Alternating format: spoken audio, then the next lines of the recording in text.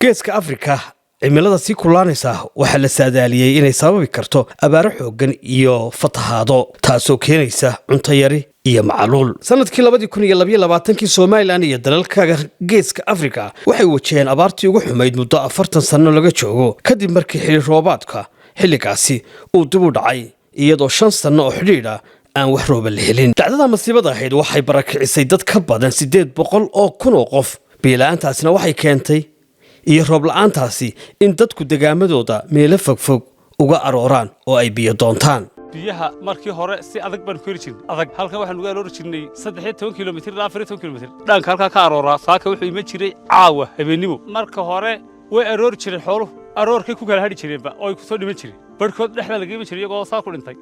abaarihii ka dhacay Soomaaliland 2022 iyo 2025 Faro Foundation ayaa gaadhisay gargaar 2,000 oo booyadood oo biyo ah dadkii abaaraha iyo biyo la'aantu saamaysay.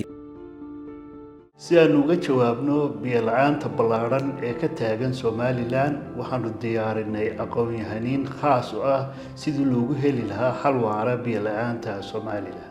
intanu mashruucan biyuhu bilaabmay waxaanu samaynay 5 dam waxa kamid ah Ijaara wada Makaahil Ilinta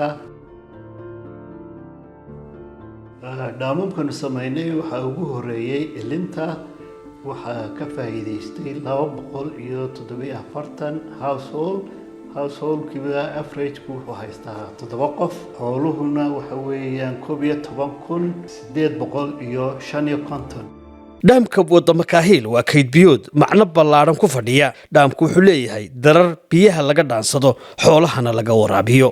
dhaamkan aynu maanta joognaa ee ay hirgelisay Faro Foundation inta ka dambeysay imaka manaafacaad ayuu ahaa dadkuna noloshiisu koobaad waa biyo. haddii aanu biyo haysanin qofku lafihiisana uma noolaan karo beerna ma samaysan karo tu xoolaad iyo tu dad iyo tu dalag midnaba waa nolosha koobaad.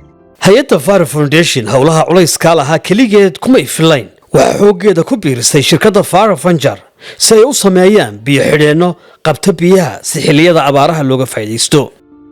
imika waxaan joogaa halkan oo hadda ka shaqeynaya horena uga soo shaqeynayay bilowgii balayga markii la bilaabay waqtiga waxa socotay shaqo fara badan waxaan ahaa qofka u qora shaqaalaha Faro Construction shirkadii dhismaha dibadeetana bulshada oo kala deegaanka waxa ka soo galiyay markaa waxoogaa lacaga oo qof waliba uu noloshiisa ku maareeyo oo waqtiga shaqo aan jirin markaa ayaa abuurantay markii dhaamku yimid. dhaamka Ijaara ayaa shaqooyin waaweyn laga qabtay iyadoo dadka deegaanku ay ka heleen shaqo abuur maadaama heerka shaqo la'aanta deegaanku ay taagneyd 75%. mashaariicda noocan oo kala ah ee ay wadaan hay'adda Faro Foundation iyo shirkadda Faro Fanjar waxay wax ka tari karaan biyo yaraanta iyo isbeddelka cimilada ee Soomaaliland.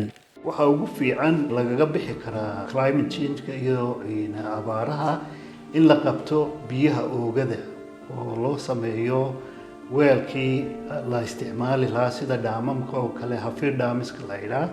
haddii biyo inta ka sii badan la qabto dhaamam waameel la dhisana waxa loo soo jeetanayaa in wax lagu beero oo loo isticmaalo irrigation.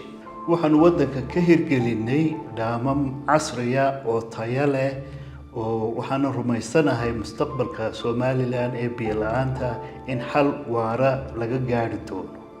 shirkadda Faro Fanjar iyo hay'adda Faro Foundation waxay ku dadaalayaan isbeddel la taaban karo oo waara inay Soomaaliland ka sameeyaan waana ta keentay inay dhaaman badan iyo goobaha biyaha ee dararka ah ay ka sameeyaan meelo badan oo Soomaaliland ah.